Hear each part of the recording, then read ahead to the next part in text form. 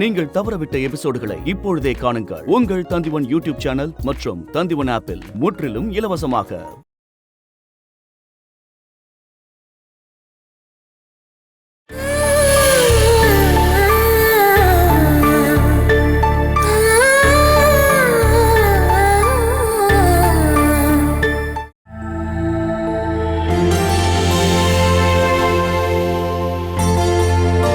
சாப்பிடு.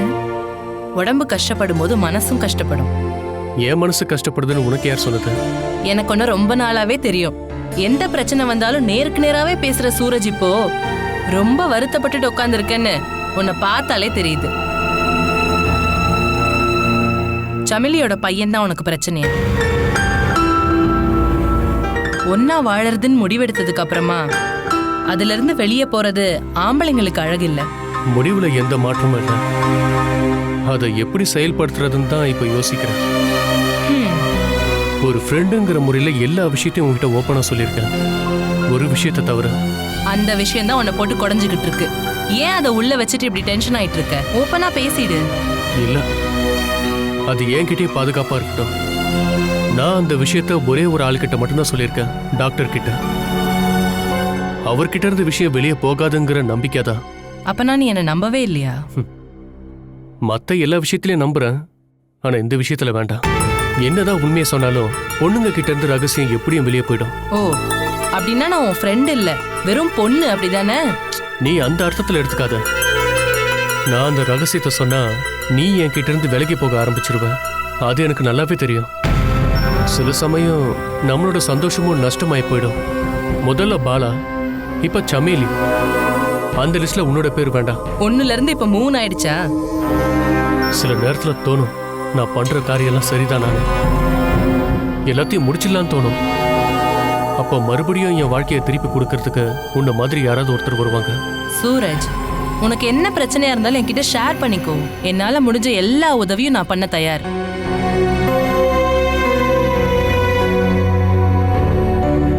ஒரு ரகசியத்தை மறைச்சு வைக்கிறதுக்கான டென்ஷன் உனக்கு இப்போ இல்ல, வேற ஏதோ இருக்கு. அது என்னன்னு ஓப்பனா சொல்லு, அப்புறம் நீ ஃப்ரீ ஆயிடுவ. ரொம்ப நாளைக்கு அப்புறம் நான் பாலாவை பார்த்தேன். எங்க பார்த்த? இந்த டவுன்ல தான் பார்த்தேன். நான் பார்க்க வேண்டிய தூரத்துல தான் அவ இருக்கான்னு என் மனசு சொல்லிட்டே இருக்க. உன்னுடைய மனசுல அவ எப்பவுமே இருக்கால?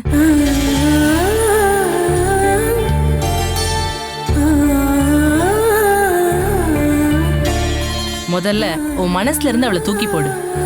அது முடியாதுப்பா. என் வாழ்க்கையில ஒவ்வொரு இன்சிடென்ட்டும் நடக்கும்போது ரொம்ப ரொம்ப அதிகமாவே அவ என் இதயத்துக்குள்ள போயிட்டே இருக்கா. என் வாழ்க்கையில ஒரே ஒரு ஆள்கிட்ட தான் நான் மன்னிப்பு கேட்கணும், பாலா கிட்ட. அவ இந்த ஊர்ல எங்கேயோ இருக்கா. அவளுக்கு பிடிக்காத மனுஷனை சகிச்சுக்கிட்டு இந்த ஊர்ல தான் எங்கேயோ வாழ்ந்துட்டு இருக்கா. நான் அவளை கண்டுபிடிச்சே ஆகணும்.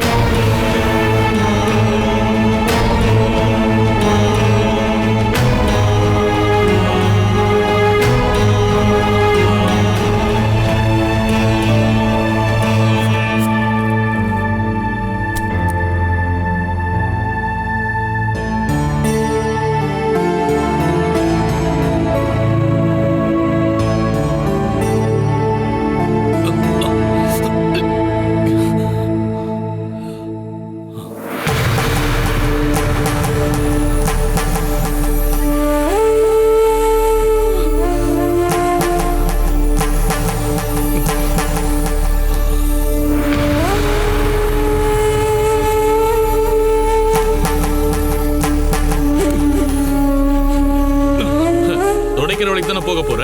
ஏதோ சினிமா நடிகை மாதிரி மேக்கப் போட்டு போற? இல்ல நீ இன்னைக்கு வேற எங்கேயாவது போக போறியா?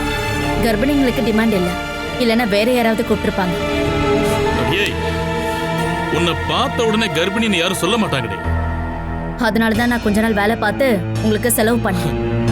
நீ எனக்கு அட்வைஸ் பண்ணாத, யாரு கூட போக போறன்னு மட்டும் சொன்னா போதும். அது தெரிஞ்சுக்கிட்டு பிரயோஜனம் ஒண்ணும் இல்லைல்ல. என் கால் நல்லா சரியாகட்டும், அப்புறம் நீ யாரு கூட தொடர்புல இருக்குன்னு நான் ஒரு லிஸ்ட் எடுக்கிறேன்டி. அதுக்கப்புறம் அவங்க குடும்பத்தையும் நாசமாக்குறேன். அப்படி பல பேருடைய குடும்பத்தை நாசமாக்குனவர் தானே நீங்க. முதல்ல வீணாக்குனது சொந்த அண்ணனோட குடும்பத்தை. கல்யாணம் முடிஞ்ச 5 வருஷம்க்கு அப்புறம் அவங்க இப்பதான் சந்தோஷமாவே வாழ ஆரம்பிச்சிருக்காங்க. அதுவும் நீங்க அந்த வீட்ல இருந்து வந்ததுக்கு அப்புறம். வேணும்னா இப்ப நீங்க தப்பிக்கிறதுக்கான வாய்ப்பு இருக்கு. ஒரு பொண்ணுங்கிற முறையில நடந்த எல்லாத்தையும் மறக்கிறதுக்கும் மன்னிக்கிறதுக்கும் என்னால முடியும். என்னால எதையும் மறக்க முடியாதுடி. நான் குத்துப்பட்டு விழுந்ததுல இருந்து ஒரு நொண்டி மாதிரி நடந்துட்டு இருக்கிற இந்த நிமிஷம் வரைக்கும் பாசத்தோட என்னைக்காவது ஒரு நாள் நீ என்கிட்ட பேசிருக்கியா என்ன? பாசமா? அப்படி ஒரு வார்த்தை இருக்குன்னு உங்களுக்கு தெரியுமா? இப்படி ஒரு வார்த்தை உங்க வாயிலிருந்து வந்தனால நான் இதை கேக்குறேன். பாசனா என்ன? கொடுக்கறது திருப்பி கொடுக்கறதுக்கு பேர் தான் பாசம். இல்லனா உங்களை மாதிரி இஷ்டப்பட்டதை கீழே தள்ளி கடிச்சு கொதறி ரசிச்சு பாக்குறதுக்கான பேர் இல்ல பாசம். போதும், வாய மூடி. இதுக்கப்புறமா நீ பழைய மாதிரி ஏதாவது பேசிக்கிட்டு இருந்தேன்னு வச்சுக்கோயேன், அப்புறம் நான் சும்மா இருக்க மாட்டேன். என்ன அடிச்சு உதைப்பீங்களா? அடிச்சு உதைங்க. அப்பதான் என்னுடைய மனசு உண்மையாவே திருப்தி ஆகும். கட்டில இருந்து எந்திரிச்சு நடக்க முடியாத ஒரு மனுஷன் இவ்வளவு வேகமா அடிக்கிற மனுஷனுக்கு என்னால முடிஞ்ச உதவியை பண்ணேன். ஒரு நாய்க்கு கொடுக்கற மாதிரி 3 வேளையும் சாப்பாடுங்கிற பேர்ல நீ தந்த குப்பையை சாப்பிட்டு வளர்ந்ததில்லடி இந்த உடம்பு. என்னோட தன்னம்பிக்கை தான் என்ன நிக்க வச்சது. எந்த ஒரு வேலை இல்லைனாலும் அப்படி ஒரு நம்பிக்கை இருந்ததுல அதுவே சந்தோஷம்தான். நீ எங்க போறன்னு எனக்கு தெரியணும்டி. டெய்லி நான் எங்க போயிட்டு இருக்கேனோ அங்கதான் போறேன். இந்த மாதிரி அலங்காரம் பண்ணிட்டு ஒண்ணும் நீ ஸ்வீப்பர் வேலைக்கு போவே இல்லையே. நான் இப்ப அந்த கம்பெனியோட ஸ்லீப்பர் இல்ல. ஸ்லீப்பர் இல்லாத ஒரு ஆளு இந்த மாதிரி டீசெண்டா போலாம்ல. கொஞ்ச நாளுக்குள்ளேயே நீ ஸ்வீப்பர்ல இருந்து ப்ரமோஷன் வாங்கியிருக்கனா அது எப்படின்னு எனக்கு நல்லா தெரியும்டி. சந்தோஷம். நான் என்ன நினைச்சேனா அதை சொல்லி உங்களுக்கு புரிய வைக்கலான்னு. சரி, போயிட்டு வரட்டுமா? அப்புறம் மீட் பண்ணலாம். டேய், நீ ரொம்ப நாளைக்கு அந்த கம்பெனில வேலை பார்க்க முடியாதுடி. கூடிய சீக்கிரமே உன்னை அங்கிருந்து துரத்தி அடிக்க வைக்கிறேன் பாருடி. சரி, அதுக்கும் நான் தயாரா தான் இருக்கேன்.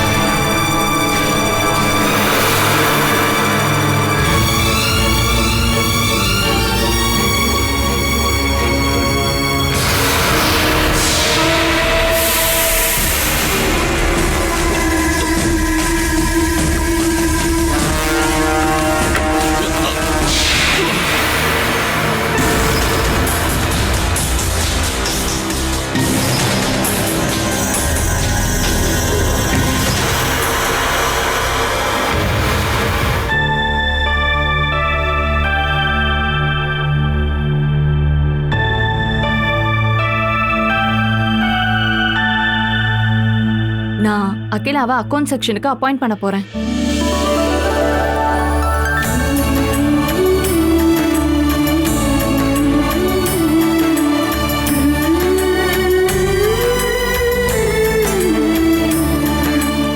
சுனிதா, அகிலாவை அக்கவுண்ட் செக்ஷனுக்கு கூட்டிட்டு போய் உங்க சீட்ல உட்கார வைங்க. அப்படின்னா சுனிதா மேடம், எனக்கு சூப்பர்வைசரா ப்ரமோஷன் கிடைச்சிருக்கு. நிஜமாவா? அகிலா வாங்க. மேடத்தோட உதவி இல்லாம என்னால அந்த செக்ஷன்ல எதுவுமே பண்ண முடியாது. உங்களுக்கு வேண்டிய எல்லா உதவியையும் சுனிதா பண்ணி கொடுப்பாங்க. சரியா சுனிதா? கண்டிப்பா. நான் கொடுத்துதானே ஆகணும். நான் கொடுத்துடுறேன். அப்புறம் என்ன அகிலா, போங்க. அப்புறம் இனிமே காலையிலயும் சாயங்காலமும் நம்ம 2 பேரும் ஒன்னா போலாம். இல்ல வேண்டாம், நான் பஸ்லயே வந்துக்கிறேன். சரி, போலாமா?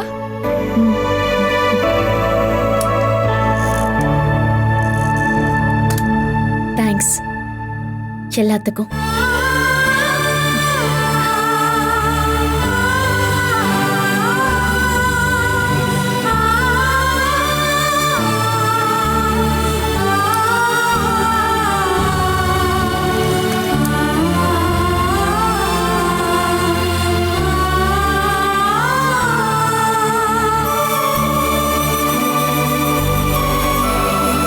இனிமே இது உங்களோட சீட்டு. உட்காந்துக்கோங்க.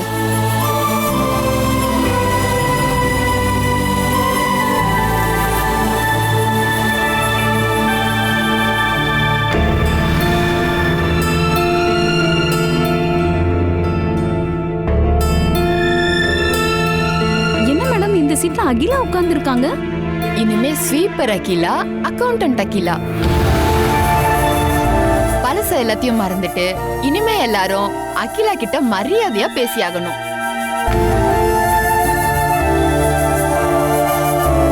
நம்ம மேனேஜரோட புண்ணியத்தால ஸ்வீப்பர் அக்கௌண்டண்டா மாறிட்டாங்க. அப்படின்னா சுனிதா மேடம் சுனிதா மேடம் சூப்பர்வைசரா ப்ரமோட் பண்ணிருக்காங்க. சுனிதா மேடம்க்கு நான் ஸ்பெஷலா ஒரு தேங்க்ஸ் சொல்லிக்கிறேன். அது எதுக்கு? எனக்கு இந்த வேலை கிடைக்கிறதுக்கான காரணம் நீங்க தானே மேடம். அந்த நன்றியை நான் எப்பவுமே மறக்க மாட்டேன். நீங்க உங்க வேலையை பார்க்க ஆரம்பிங்க.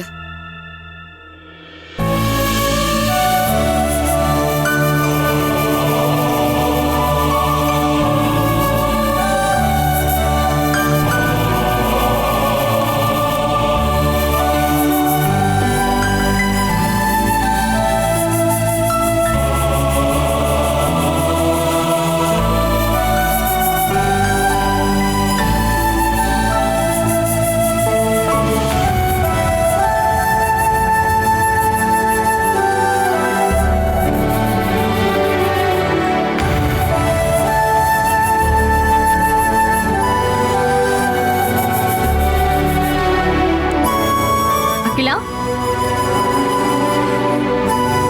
நான் வீட்டுக்கு வந்து அரை மணி நேரம் ஆச்சு. நீங்க ஏன் வரதுக்கு லேட் ஆச்சு? எனக்கு கார் இல்லைல்ல மேடம். சாரி, சமையலி. அப்புறம் இதை வாங்குறதுக்காக நான் கடைக்கு போயிருந்தேன். இது எதுக்கு? சண்டை போட்டும் கோவப்பட்டும் படுத்து கிடக்கிற ஒரு ஆளை நான் எந்திரிச்சு நிக்க வச்சிருக்கேன். அந்த ஆள் ஊனி நடக்கிறதுக்கு. நான் நிறைய தடவை யோசனை பண்ணுவேன். இந்த மாதிரி கொடூரமான ஆள்கிட்ட இருந்து அகிலா தப்பிச்சு போயிருக்கலாம்ல. அடிபட்டதுக்கு அப்புறம் எங்க தப்பிச்சு போறது? அகிலா, நீங்க இந்த ஆளுக்காக கஷ்டப்படுறீங்க. ஆனா நீங்க படுற கஷ்டத்தை புரிஞ்சுக்கிறதுக்கு அந்த ஆளு தயாராவே இல்ல. அப்படிப்பட்ட ஒரு ஆள் அகிலாக்கு எதுக்கு? சில உறவுகள் அப்படிதான். வேண்டான்னு முயற்சி பண்ணும்போது ரொம்ப ரொம்ப மாறிடும். அதனால அவர் வேண்டான்னு சொல்றதுக்கு எனக்கு இஷ்டம் இல்லை. இந்த பிரச்சனையை எப்ப முடிக்கணும்னு நீங்க நினைக்கிறீங்களோ அப்ப அகிலா என்கிட்ட ஒரு வார்த்தை சொன்னா போதும். போலீஸ்கிட்டயோ இல்ல அட்வொகேட் கிட்டயோ யார வேணாலும் ஏற்பாடு பண்ணி தரேன்னு சேகர் மாமா சொல்லியிருக்காரு. சட்டப்படி 2 உடம்புங்களை பிரிச்சு வைக்கலாம். ஆனா எந்த உறவையும் இல்லாம பண்ண முடியாது. நாளையில இருந்து காலையிலயும் சாயங்காலமும் அகிலா என் கூட கார்ல வந்துதான் ஆகணும். ஸ்லீப்பர்ல இருந்து அக்கௌண்டன்ட்டா ப்ரமோஷன் கிடைச்சதுனாலயா? அப்படி இல்ல, இவ்வளவு தூரம் நடக்கும்போது நீங்க டயர்ட் ஆயிடுவீங்க. சொல்ல போனா நம்ம 2 பேரும் ஒரே நிலைமையில தான் இருக்கோம். ஒரு கர்ப்பிணியோட உடம்பு வலி யோசனை எல்லாமே எனக்கும் நல்லாவே தெரியும். இந்த சமயத்துல காலையிலயும் சாயங்காலம் கொஞ்சம் நடந்தா உடம்புக்கு நல்லதுதான். காலையில போகும்போது நானும் என் ஹஸ்பண்டும் மட்டும்தான் போவோம். அகிலாவை கூட கூட்டிட்டு போறதுல எங்களுக்கு எந்த பிரச்சனையும் இல்ல. இப்போ நீங்க என்கிட்ட காட்டுற இந்த பாசம் இருக்குல்ல, நான் எதிர்பார்த்ததை விட அதிகம்தான். இதுவே போதும். இப்பவே நான் சமையலுக்கு ஐஸ் வச்சு அக்கௌண்டன்ட் போஸ்டிங்க்கு வந்துட்டேன்னு இப்பவே ஆபீஸ்ல எல்லாரும் பேசுறாங்க. அவங்களுக்கு புது விசேஷத்தை நம்ம ஏற்படுத்தி கொடுக்க வேண்டாம். நான் போயிட்டு வரட்டுமா? என்னாச்சு அகிலா? கால் கொஞ்சம் ஸ்லிப் ஆயிடுச்சு. இங்க குடியிருக்க வந்ததுல இருந்து ஏதோ ஒரு இடத்துல அடிபட்டுக்கிட்டே தான் இருக்கு.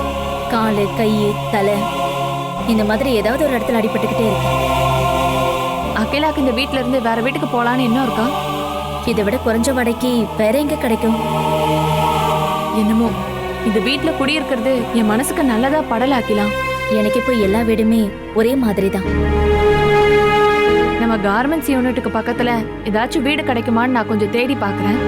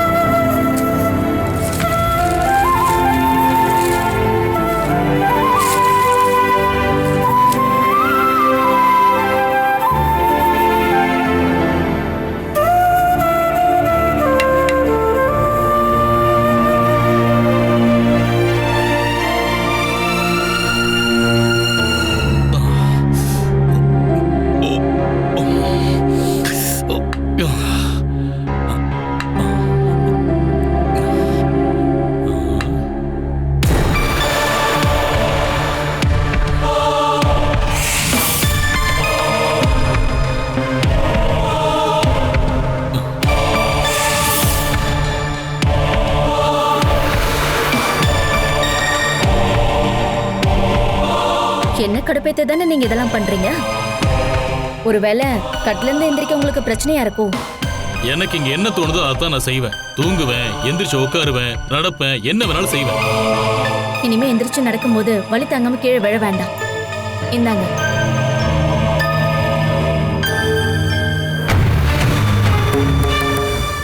உங்களை தாங்கி பிடிச்சு நடக்கிறதுல எனக்கு ஒன்றும் பிரச்சனை இல்லை. ஆனா நீங்க அதை அவமானமா நினைக்கிறீங்க. பார்க்கலாம் வேண்டாம். உங்க உடம்புல இருக்கிற பலத்தை தாங்குற சக்தி இதுக்கு இருக்கு. நீ இந்த கைத்தடிக்குள்ள எதையாவது ஒளிச்சு வச்சிருக்கியான்னு நான் டெஸ்ட் பண்ணணும்ல. என்ன கடுப்பேத்த தாண்டி நீ இதை வாங்கியிருக்க. என் மேல உள்ள பாசத்துல நீ வாங்கலன்னு எனக்கு தெரியும். பேச்ச மாத்தாதீங்க. விஷப்பாம்புக்கு நம்ம எவ்வளவுதான் பாலும் முட்டையும் கொடுத்தாலும் அது நம்மள கொத்துமே தவிர வேற எதுவுமே அதுக்கு தெரியாதுல்ல. ஆமாண்டி, நான் விஷப்பாம்பு தான். நான் கொத்துனா நீ உசுரோடவே இருக்க மாட்டேன். ஆமா, நான் உயிரோட இருக்குன்னு சொல்லி உங்ககிட்ட யார் சொன்னது? வயித்துல இருக்கிற குழந்தைக்காக தான் என் உயிர் இருக்கு. மீதி இருக்கிற உடம்பும் என் மனசு எல்லாமே உங்ககிட்ட அடி வாங்கிய போக செத்து போச்சு.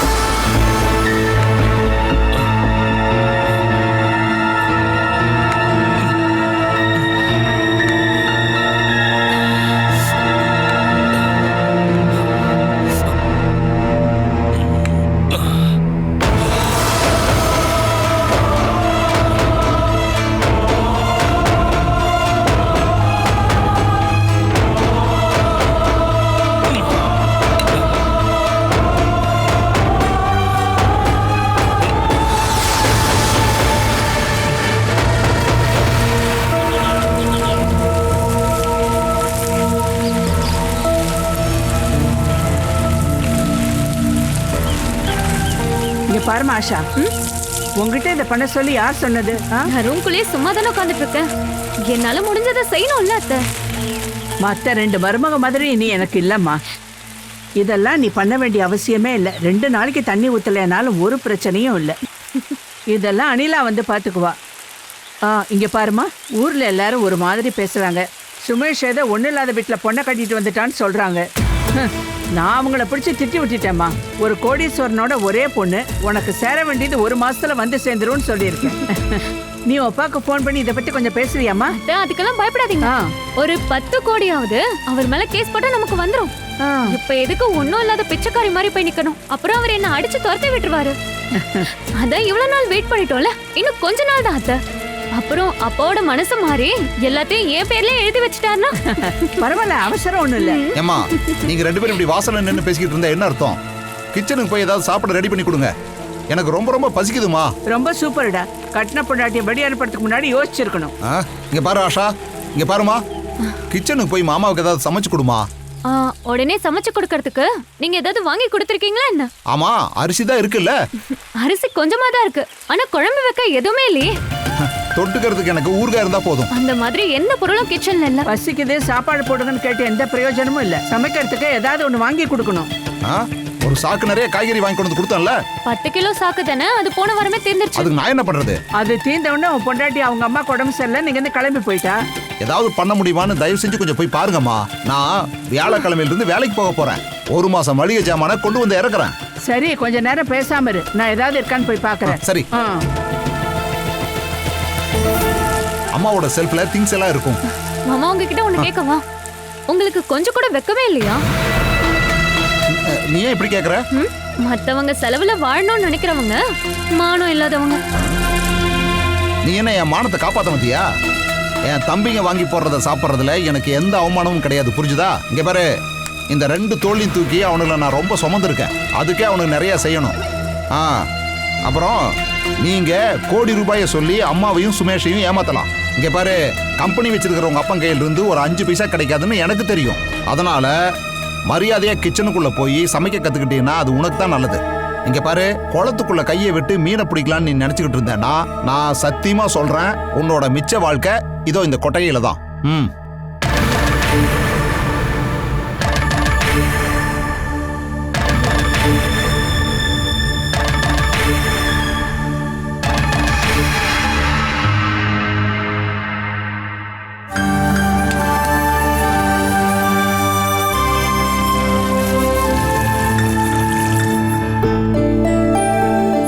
வாங்க சாப்பிடலாம். தம்பி நீ உட்கார்ப்பா.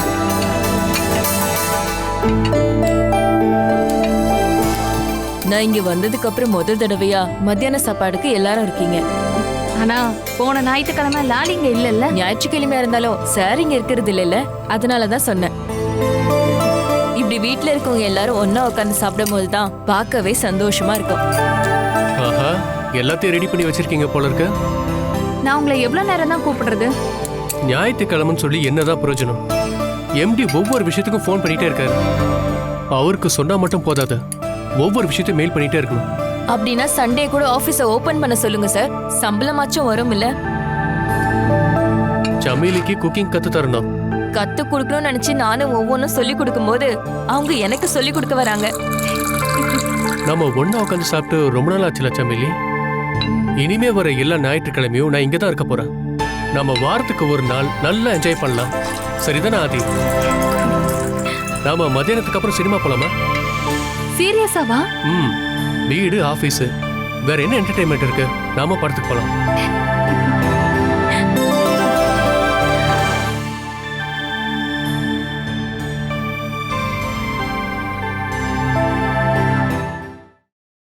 Catch us on TV, Thandivan app, thandivan.com and YouTube.